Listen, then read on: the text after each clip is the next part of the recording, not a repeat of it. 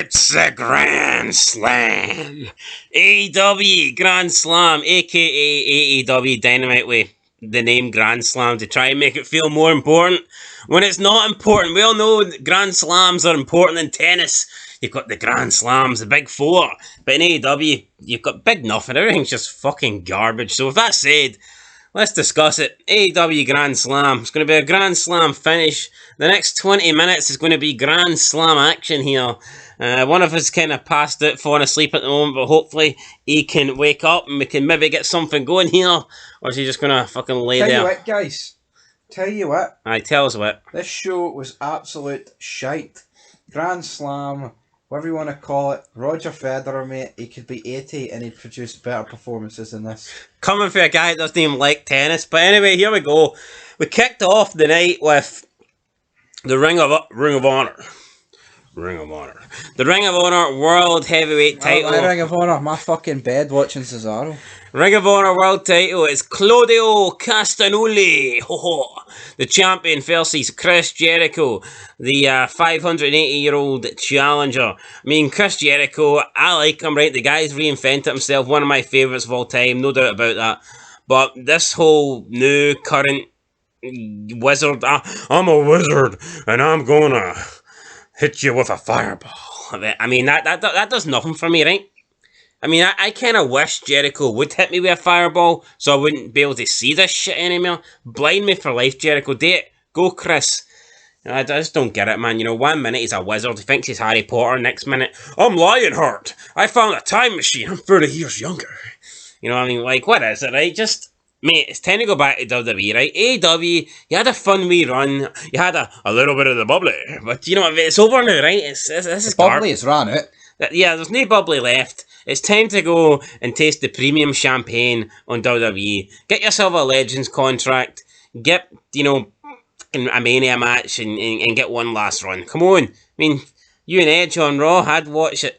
Anyway, the end of this match comes when Aubrey removes Floyd. I believe that's Jericho's bat. Jericho hits a low blow. Can't even speak. Jericho hits a low blow on Claudio Castagnoli. Then he hits him with the Judas effect. 1, 2, 3. I mean, lots of bad looking spots in this match. We had Jericho at ringside. There was some old guy Jericho used as a shield. Then he went to hit. I'm going to call him Cesaro. Fuck it, right? I know him as Cesaro. He went to hit Cesaro, and he must have missed the punch by about a couple of feet. And Cesaro sold it as if he'd been chinned. Then Cesaro was doing the big swing. And then after that, did like a catapult to Jericho. But, I mean, he tried to catapult Jericho into the turnbuckle when he was halfway across the ring. And then so Jericho gets up from the catapult and then realises he's fucking nowhere near the turnbuckle. That he had to, like, run and jump over. Oh, man. Some out of Looney Tunes, it was like Roadrunner. Looked awful, right? I like Jericho, but Roadrunner applying the brakes before he hits the brick wall. Time's catching up on him.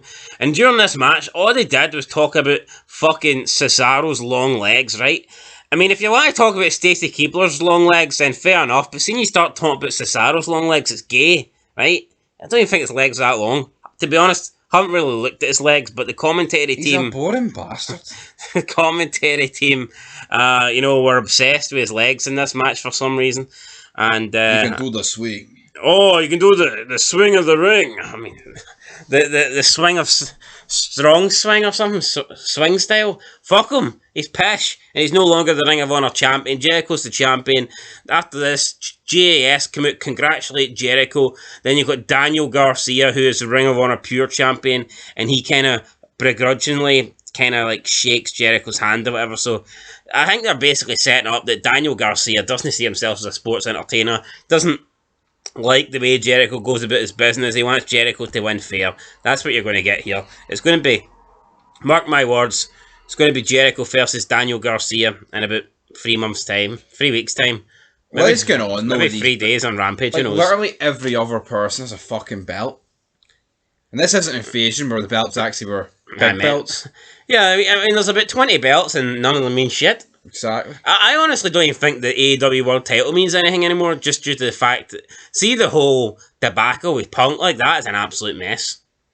Yep. Punk wins the belt he beats PAIGE, and then has to lose it, he relinquishes it because he's injured. Then Moxley wins an interim title just for him to face against Punk to win the real title, just to lose it to Punk like 2 weeks later, 10 days later, just for Punk to get injured and relinquish it again, and then Moxley wins it again, and I know, what?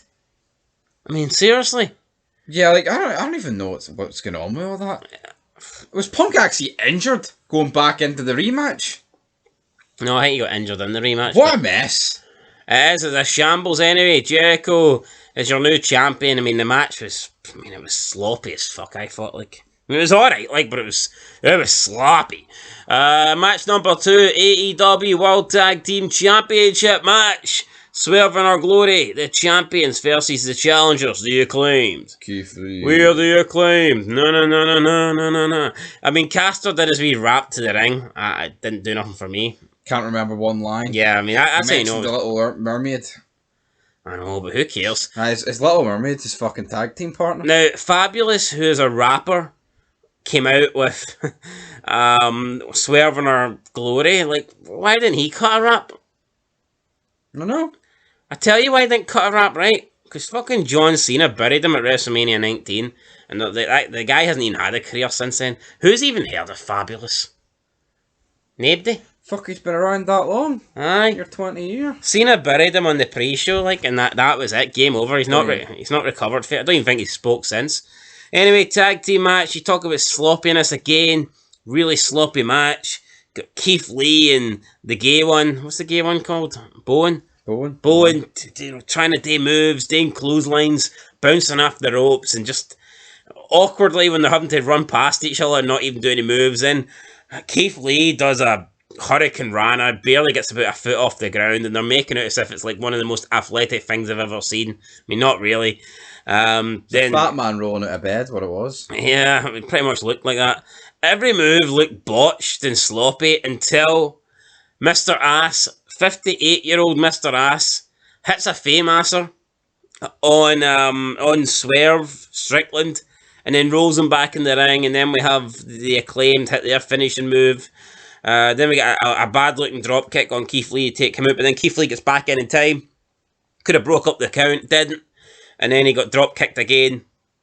Looked sloppy, but it just goes to show you that the only move in this match that looked good was, for the 50-odd-year-old guy that worked in WWE. I'm an ass man. Get your butt buddies today. So, I mean, what is it? Like, people will claim that today's wrestlers are better, but I mean, who cares if you can do a bunch of flips and super kicks if you can't make the fundamentals look good?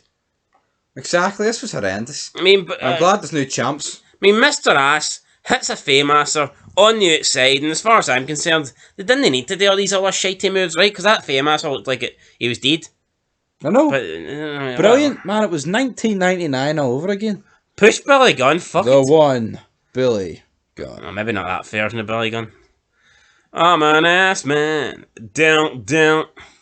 Cause I'm an ass man. Woohoo, down and out. Anyway, right, Swerve in Our Glory, leave the ring, Acclaimed are celebrating, blah, blah, blah, blah, blah.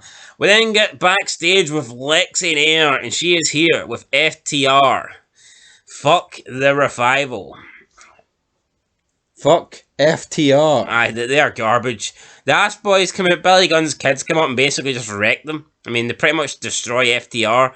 And then FTR standing here with 3 sets of belts that mean absolutely hee-haw. And I'm like, oh, we've been number 1 contenders since April. And then the Gun Boys just come in and bury them in every single way possible. And seeing you look at FTR, it's legit just 2 guys that don't belong in a company.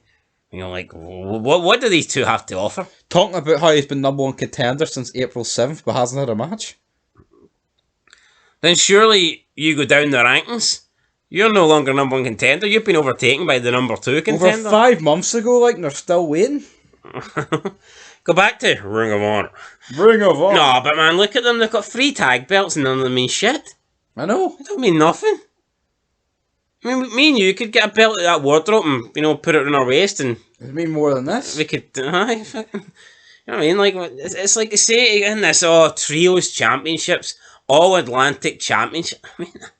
What? It's belts that mean hee-haw. I mean, these belts have got as much prestige as the 24/7 title. And that's garbage. Anyway, right, FTR looked really, really bad here. So, and they didn't even get a comeback. I'm surprised they didn't even mention his 6-year-old daughter or something. Like, see when the Ass Boys left, I mean, the FTR were just standing there like, what the fuck was this? Just pretty much buried them. Then Tony Schiavone's here with Wheeler Yuta. Wheeler Yuta goes to talk, and then MJF arrives, and I mean, this Wheeler Yuta guy sucks. Like, Yes. what is the point of his existence? It's horrendous. I mean, he got about, what, half a word in? Yeah, and Well. MJF refers to the crowd as his little devil worshippers. Then MJF calls Schiavone a fat old prick, and this was the best part of the show. For That me, old prick. Yeah, it peaked here. I mean, this MJF stuff was alright, but... MJF says Wheels is confused because he's never seen a reaction like MJF's, and he never will. MJF is God to these people. MJF says that all the men in the arena would let MJF sleep with their wives, but the only reason he hasn't is because he's got standards. Buried. Yuta says MJF's a generational talent, but he's also a man with more catchphrases than friends.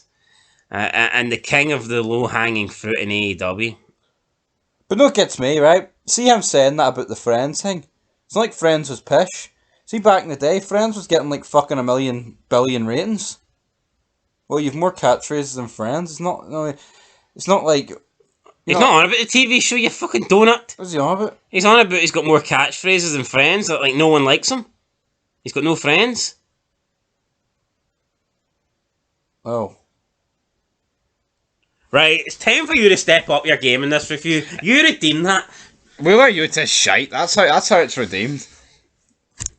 You're a hypocrite. Low hanging fruit. MJF. Yeah, it was weird. It was like Yuta was trying to go on a rant here about MJF's fiance, but then he was like, "Nah, I'm not going to do it." But everyone understands or whatever. It's like, What was he getting at? I thought he was trying to say that she's not that attractive. But I don't know. Maybe Wheeler Yuta sucks. So I don't know what he was actually saying, but I gathered that he was trying to. Because it kind of came after MJF was on about how he's got standards. Yeah, so that would make sense. Like, from that's kind of what I got from it, but I don't know, I could be wrong. Then he just went on to say spineless and You'll gutless. find out you're spineless. Yeah, the MJF refers to It Yuta. made no sense. MJF refers to Yuta as being part of the Blackpool Cuckold Club. I thought that was funny. And that is funny, MJF, bro. MJF says Danielson and Moxley aren't fighting for a world title tonight. They're fighting to see who's going to lose the belt to MJF. MJF says Yuta can get advice from Danielson how to turn his brain into mush. Says he can't get any advice from Moxley because his brain is mush. And then he says he can get advice from Willie Regal on how to pop pills. MJF. Yuta doesn't like this. Yuta slaps MJF. MJF then headbutts Old Pet Best Yuta. says MJF one more time. Schiavone seems to touch MJF here. Then MJF pushes him to the ground and shouts, "Don't touch me." Then William Morrissey comes out and helps MJF beat up Yuta, and the Blackpool Cuckold Club don't come to help Yuta. So, bit strange. Schiavone's complaining afterwards about MJF putting his hands on him, even though it seems like Schiavone put his hands on MJF first. So, any thoughts on this overall? MJF was good, but Wheeler Yuta, man, it was... You know what? If he was going to bury MJF, why didn't he do it? He half-arsed it, and it just came across as awful. And the point he went for made no sense. It's almost like when he was saying it, it was like... I'm not praising MJF, but... I don't know, it was just fucking weird, wasn't it? Nah. Is that all you've got to offer? Wheeler Yuta is shite, man. The fact that he thought he was a fan for about a month while he was following these guys about just sums him up. He's got like a weird beard that almost like got a handlebar moustache that's longer than the rest of the beard, so it looks fake. Funny thing is, like, I'm not even joking, I actually thought he was a fan. I thought he was like some kid that won Make-A-Wish, and he was allowed to accompany Moxley to the ring for a month. He is missing a few chromosomes, isn't he? Like? Anyway, right, up next, match 3, next third title match of the night is the All Atlantic Championship. It's PAC versus Orange Cassidy. I'm not going to waste too much time talking about this one. Orange Cassidy wrestles a match with half the Freshly match squeezed. with his hands in his pockets. Bunch of garbage. Hits 2 DDTs that look like they snapped Pac's neck, and then on the outside, Pac hits him with a hammer, throws him back in the ring, and gets the cover. 1, 2, 3. Where's this guy going? Cassidy or Pac? Well, both of them, like, but, like, how can Cassidy ever make it? Like, how's this guy going to, like, you know, be in a Mania match, for example? Well, he's obviously not. No, he's never, like, but... I mean, that's answer to that. No, imagine, like, this guy's put on Crown Jewel. The Saudis have paid, like, 4 billion gallons of oil money for this show, and this guy's standing there walking about with his hands in his pockets like he can't be off. I would pay a fucking gallon of orange juice. Never mind 4 gallons of fucking oil money. You know what I mean? He's awful. But anyway, All Atlantic Championship. I mean, where do you rank it in title prestige? Nowhere. The bottom tier, right beside all the Ring of Honor titles. the ROH Pure title. What's that? No, I would say that Pure Orange. I would put the Ring of Honor title above this All Atlantic Championship. Yeah, but I'm talking about the Pure Ring of Honor title. I'd probably put that below. I'd probably put that on par with this. I mean, like, neither of the shit. All Atlantic is just the All Atlantic. Sounds like the Atlantic Ocean, or what is it? Is it like basically saying all of North America and all of Europe, which is practically the world, like when it comes to wrestling? Hey, this show is Japan, brother. This show belongs in the Atlantic Ocean. Anyway, let's move on. Up next, we have match number 4. 4th title match of the night, and it's for another interim championship. So the Women's World Interim Championship. Toni Storm, the champion, defend against Dr. Britt Baker, DMD, Avina, and Serena Deeb. Yeah, this match was brilliant. Instant classic. But 5 stars, man. Davey Meltzer, 5 stars. This is what it's at. Britt Baker breaks her nose here during this match. Again, apparently this is like the second time she's done it. And there's someone at ringside. Who's the person that she's been saying Rebel. sorry? Aye, she's been saying sorry to her or something. No, she's been saying sorry to Jamie Hayter. So who's the person at ringside? Rebel. Who's that? The 3rd member of the fucking group, mate. What group? The group that Dr. Britt Baker's in. What, the fucking Dentist Alliance? Well, it's not very good, is it? You're not very good. Well, hold on. You don't know shit. Don't know shit? You clearly don't. Who watched this match? Fucking... Probably not you. I did watch it, right? And Toni Storm wins. And that's all you need to know. How's she win? How's she win? With her finisher. How's she win, mate? Roll up. Pinning combination. Good night. Boot on who? I don't know. Fucking the idea, mate. You just said you watched it. One of the 3 that get the hang. All that matters is, right, 12 years out of date, Paige comes out. Or should I say, well, what's her name in this? Hathaway? Saraya. Fucking Hathaway. What's going on? Hathaway? Afia? What's her name? Saraya? What's her name? Hit me with it. Saraya, you fucking prick. No, right, but let's be real. Paige is pish. She's not been relevant in about 10 years. Is this a great accusation? This has got, your life is going to be done before you're 30, written all over it. But she's almost 30, you know.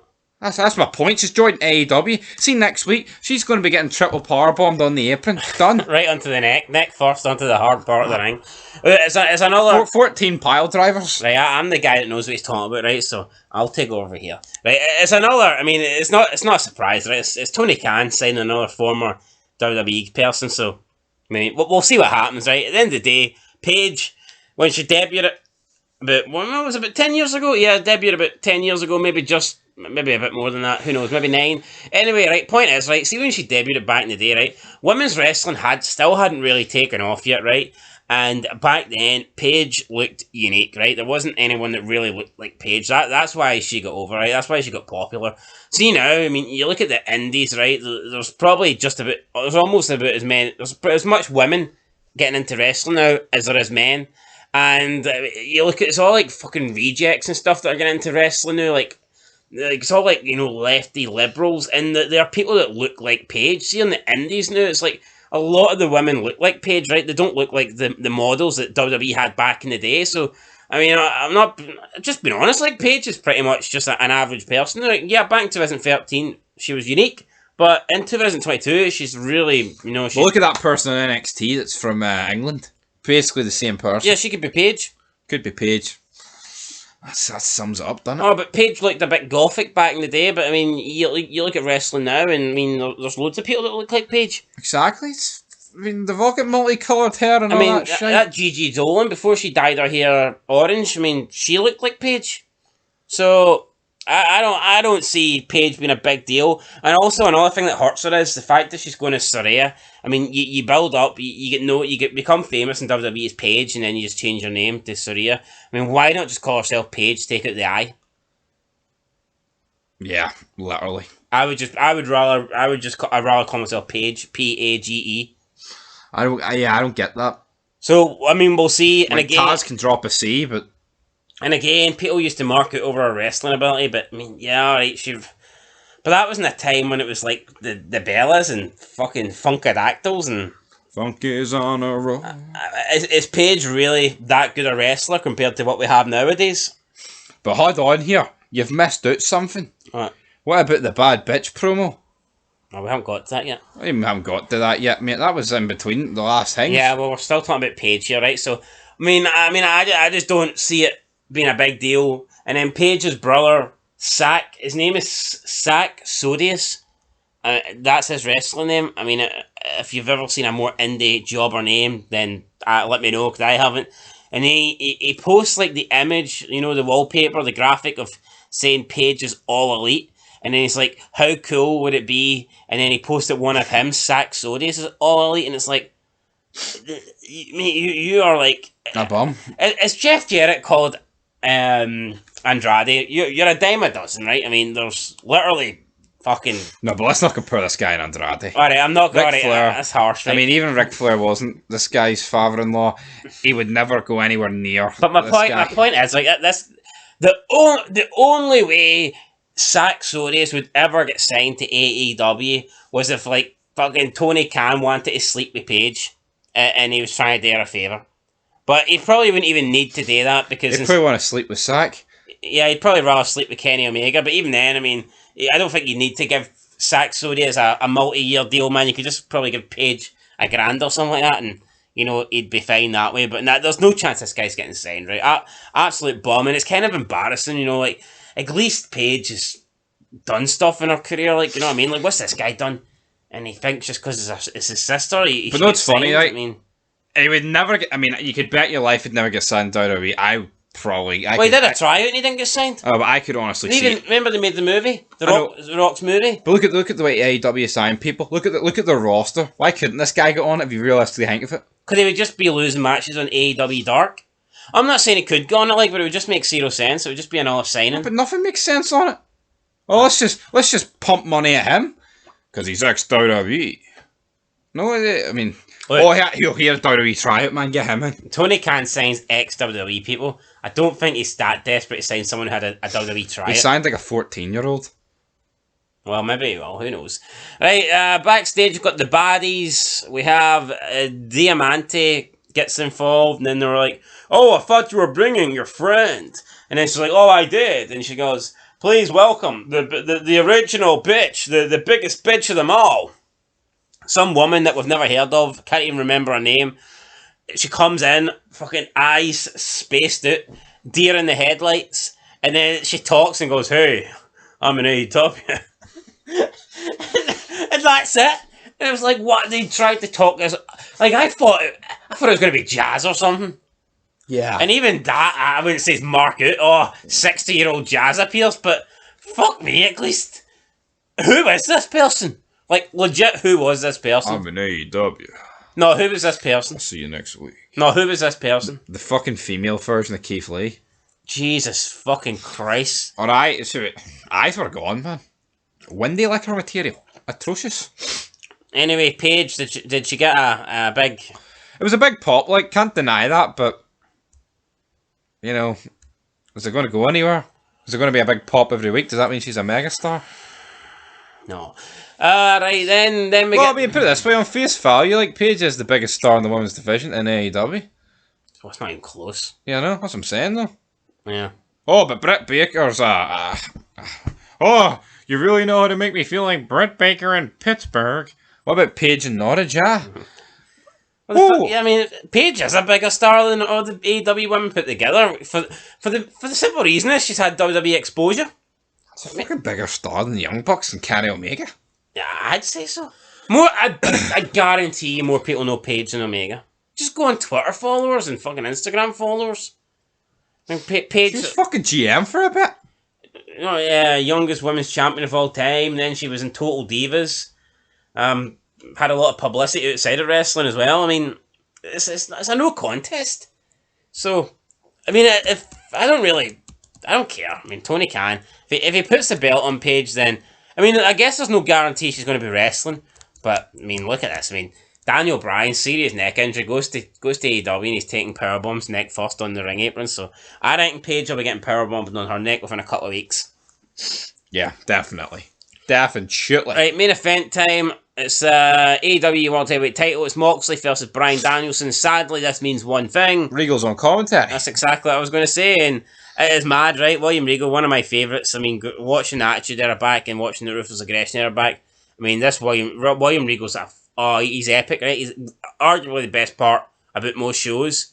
Yet, in 2022, he is the worst person on commentary.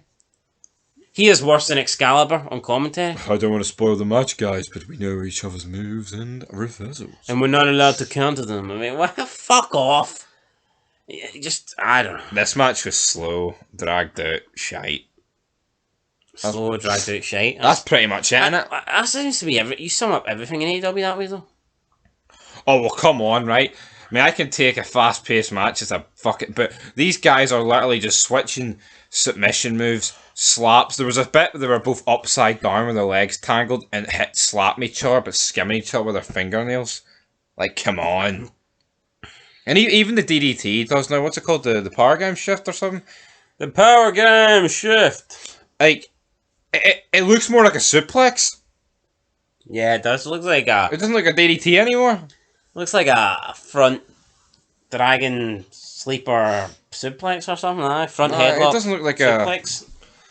You never. I mean, it's just a mess. Like, this match could have been 5 stars, like a legit, not Dave Meltzer.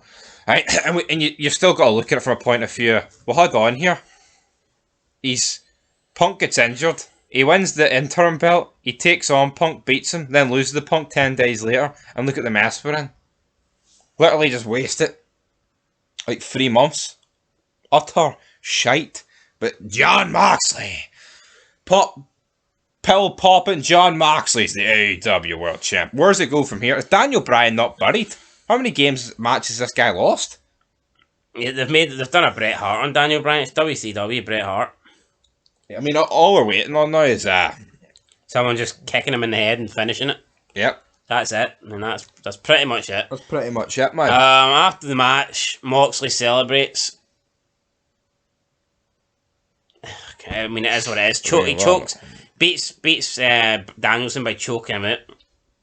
William Regal comes to the ring to applaud Moxley. And, like, do we really want another Moxley title? I just don't get it. I mean, Tony Khan's treating Moxley like he's fucking Austin. I'd have put good money on one of these two turning heel tonight. Yeah. It's weird that... do something different. I mean, and MJF's just sitting there with Money in the Bank. That's what it is, right? Money in the Bank. Poker in the chip. Yeah. Chip in the poker. Chip in the poker chip. And, yeah, so it is what it is. Yeah, MJF was literally the only good thing about this show is we have to rate it out of 10. Whoa, from New York City. It wasn't quite the Garden, or was it the Knicks Arena? Arthur Ashe Stadium. So who plays there? The New York Yankees? Who'd tell you? New York Giants? Can you tell You're you? naming all these fucking New York teams, man. You're not really having it right. Anyway, out of 10, what you giving it? 0! It gets a 0. Notable good things about the show. MJF calling Giovanni a fat prick. A few other lines. Fat prick. Old fat prick. Oh, sorry. And then a belt rigged old fat prick did a good famouser. But every match sucked. And the promos were awful. And I guess, another positive. I mean, Paige getting a pop like that. I mean, you can't really bury it, but let's be real. She'll be injured within a couple of weeks and probably paralysed for the fucking neck down, so that's what it is. Probably. That's it, guys, right? I'm sorry for this. It wasn't a good review tonight, I'll be completely honest. A bit tired. I lost my voice. This Like guy's Shawn Michaels lost his voice. Right, that's it. Till next time. Peace.